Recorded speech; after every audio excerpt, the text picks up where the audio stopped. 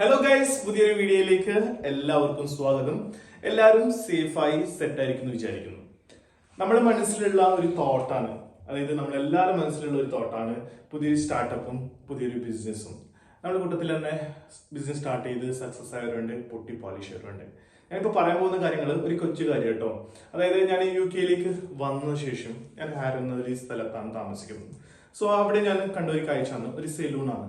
ആ സെലൂണിന്റെ ഡോർ സൈഡിൽ ഞാൻ ഒരു സ്റ്റിക്കർ കണ്ടു കേട്ടോ. ആ സ്റ്റിക്കറിൽ ഇങ്ങനെ എഴുതിയിട്ടുണ്ടായിരുന്നു, hair cutting today and tomorrow £7.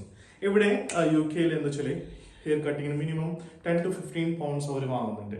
So ഈ സ്റ്റിക്കർ കൊണ്ട് ഒരു നമുക്ക് മനസ്സിലാകുന്ന കാര്യം എന്താ വെച്ചാൽ, ഞാൻ ആദ്യം വിചാരിച്ച് ഇന്നത്തേക്കും നാളത്തേക്കും മാത്രം ഈ ഓഫർ ഉണ്ടാവും വിചാരിച്ചു. ഇവിടെ ഞാൻ വന്നിട്ട് ഇപ്പോൾ 6 മാസമായിട്ടോ. ഇപ്പോഴും ആ സ്റ്റിക്കർ അവിടെയുണ്ട്. സോ ഞാൻ ഒരു ദിവസം ആ ഷോപ്പിലേക്ക് ഞാൻ കയറി, ഞാൻ ആ ഓണറോട് ചോദിച്ചു, ഈ സ്റ്റിക്കർ ഇപ്പോഴും ഇവിടെ ഉണ്ടല്ലോ. അപ്പോൾ അവർ പറഞ്ഞു, ഇത് മാർക്കറ്റിങ്ങിന്റെ ഒരു സ്ട്രാറ്റജിയാണ്, ഇതുകൊണ്ട് നമുക്ക് പുതിയ പുതിയ കസ്റ്റമേഴ്സ് ഒക്കെ കിട്ടുന്നുണ്ട്.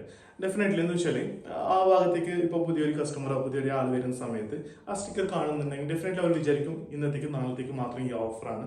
സോ അവർ ആ സർവീസ് എടുക്കും. അതുകൊണ്ട് അവർക്ക് പുതിയൊരു കസ്റ്റമേഴ്സും കിട്ടുന്നുണ്ട്, നല്ല രീതിയിൽ ആ ബിസിനസ്സും പോകുന്നുണ്ട്. സോ ഞാൻ ഈ വീഡിയോ വൈൻഡ് അപ്പ് ചെയ്യുന്ന മുന്നേ ഇപ്പോൾ ബിസിനസ് നടത്തുന്ന ആൾക്കാരും അതുപോലെ തന്നെ പുതിയൊരു ബിസിനസ് ചെയ്യാൻ പോകുന്ന ആൾക്കാരും എന്താ വെച്ചാൽ ഫണ്ട് മാത്രം അല്ലാതെ നല്ല നല്ല മാർക്കറ്റിംഗ് സ്ട്രാറ്റജീസ് നമ്മൾ യൂസ് ചെയ്യാം. നല്ല നല്ല മാർക്കറ്റിംഗ് സ്ട്രാറ്റജി യൂസ് ചെയ്താൽ ഡെഫിനറ്റ്ലി ആയിട്ട് നിങ്ങൾ എന്താണ് ചെയ്യാൻ ഉദ്ദേശിക്കുന്നത് ഡെഫിനറ്റ്ലി ആയിട്ട് നിങ്ങൾക്ക് റിസൾട്ട് കിട്ടും. സോ ഞാൻ ഈ വീഡിയോ വൈൻഡ് അപ്പ് ചെയ്യുന്നു. നമുക്ക് അടുത്തൊരു വീഡിയോയിൽ കാണാം. സോ വീഡിയോ ഇഷ്ടപ്പെട്ട ചാനൽ ഒന്ന് സബ്സ്ക്രൈബ് ചെയ്യുക. അതുപോലെ തന്നെ നിങ്ങളുടെ ഒപ്പീനിയൻ കമന്റ് ബോക്സിൽ അറിയിക്കുക. Bye, take care.